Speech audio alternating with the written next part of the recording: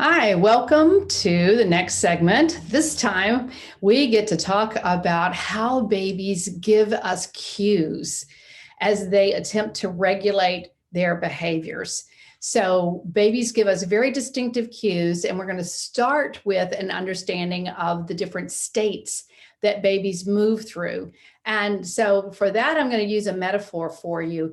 This is one of those collapsible cups. If you were ever in scouting, maybe you had a collapsible cup for your camping trips, or this one has a little pill holder for it. So it's designed for someone who needs to take maybe some aspirin or something. But I use this as our metaphor for babies' behavioral states, because in this state, which is called crying, and we all know what it looks like and sounds like and feels like, when you're just trying, so you just want to comfort this baby, you want to help them prevent crying, and when they cry you want them to calm down. But that state is full out there in the fullest expression of that behavioral state of crying. And then they come into a state of active alert, then they come into a state of quiet alert, then they come into a state of drowsiness, and then they bring themselves in and comfort and wrap in with containment into a state of sleep. So in the previous section on touch, you learned lots of different touches and containment holds and strategies for helping babies kind of hold it all together and pull it all together. And that's how we're going to begin this section on babies' cues. In addition to the states, we're going to talk about engagement cues, disengagement cues, the other kinds of behavioral cues that babies show us, and also the organized and disorganized behaviors. So let's get started. We're starting with behavioral states.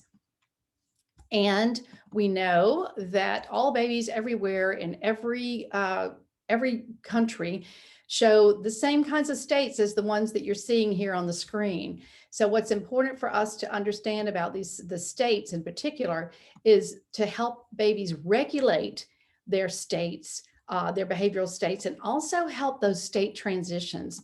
Because we know the way that shows up with a 2-year-old or a 3-year-old are the little munchkins who have a very tough time transitioning from outside play to inside, from playtime to nap time, from sleeping to waking, from waking to sleeping. So the difficulties with transitions begin early in infancy. And we can, because we now know how to trigger the calming reflex, because we now have tools in our toolkit to help bring a little munchkin in, then we know how to help them self-regulate, self-soothe, and how to help ease them through those transitions so they can soothe themselves.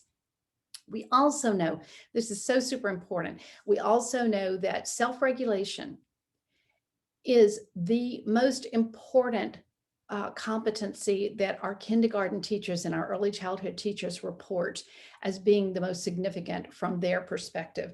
So for kindergarten teachers who were surveyed, self-regulation, the ability to self-soothe, the ability to manage emotions was more important than reading readiness and math readiness.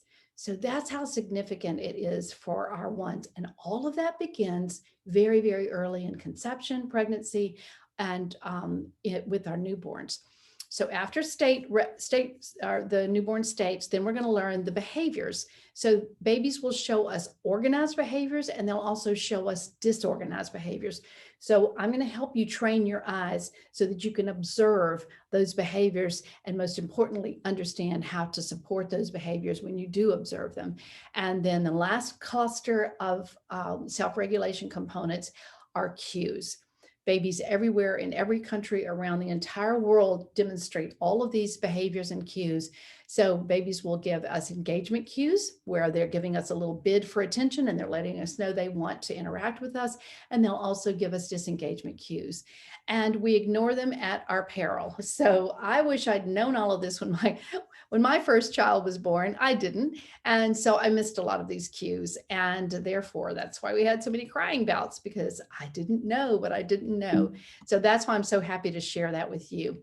Let's take a quick look at how this fits into our brain, early brain development and our sensitive periods. So You'll remember, of course, that so many components are full in place before birth and then just really spike like, such a huge spike in development at birth. So we're going to be paying particular attention to the green line and to the orange line. So the green line begins before birth, spikes at birth, and spikes way up. So here we are, we're just at the end of the 4th trimester. We're not even at the first birthday yet. And look at that green line spiking before baby's first birthday. And guess what that is?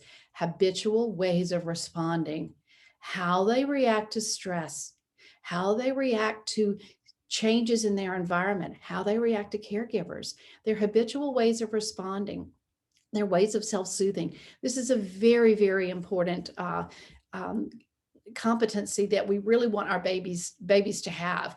And then our pink line begins again before birth, and that's the one that we know right at birth that baby is bonding and that baby's attaching and that baby's going skin to skin with mom and then with dad and being soothed, and that emotional control is being so strongly developed in the first few days, weeks, and months of life, and definitely in that first trimester, the 4th trimester, if you're counting in terms of pregnancy. So in their 4th trimester of development, that emotional control is so important. So let's look at the cues and let's understand how those cues affect that development. So every baby has 5 primary behavioral states. And then we'll talk a little bit about the transitions. So I'm going to challenge you as we look at these different behavioral states. Go ahead quickly in the comments and just put what you think you would do as a care practice. When you see a baby in this particular state, what would you do for this baby to help them? You'll remember that I used the metaphor of the cups. So we have crying, full out, full expression of baby's emotions, and then coming into active alert, then into quiet alert, then into drowsiness, and then into sleep. So that metaphor can kind of help us remember how to help bridge babies through those states. So this one is our full on crying. And again, we know what it sounds like. We know what it feels like. And we know how we really are trying our best to comfort babies in this state. So tell me quickly, what would you do? Jot into the comments what you would do to support this baby in this crying state. I'll give you just a second, or you can just stop the video. So for this little one, I would put my hand on her head because we know she has a soft spot. So we could help start soothing her by putting our hand on her head, giving her that warmth. I would bring her little fists into the midline to help her self-soothe in that way. I would wrap that swaddle blanket a little more snugly, and I would certainly get rid of that light. That light's a little bright for her, isn't it? What other things would you do? I might give her a little finger circle massage on her forehead where she's working so hard. She's just pulling those little eyebrows together to let her caregiver know that she is not happy. So this little fellow is in the state that we call active alert. And you can see he can go either way. So he's got his little furrowed brow and he's not real sure. He's kind of thinking about, well, I think I'm going to get fussy, but I'm not sure if I'm going to get fussy, because look at this. He's got himself nice and tucked and, sweetly kind of self-soothing. So what would you do if you're the caregiver? Stop the video and jot a couple of things in the comments. What would you do to support this little one? I, again, would put my hand on top of his head. We would stop the lighting, which is too bright for him. I would really want to just bring him into my body space and see if I can't help support this cue right here where he's already self-tucking and self-soothing, and he's trying to hold it together. So those are some care practices that we can think about if we see a baby who's kind of maybe going toward active crying or maybe settling into the next state, which is the state of quiet alert. And so for these little ones, for these little ones, you can see this baby, the coloring is all the same. There's no mottled skin. She's looking up at her caregiver. She's making a little coo. Maybe she's making that sweet little sound.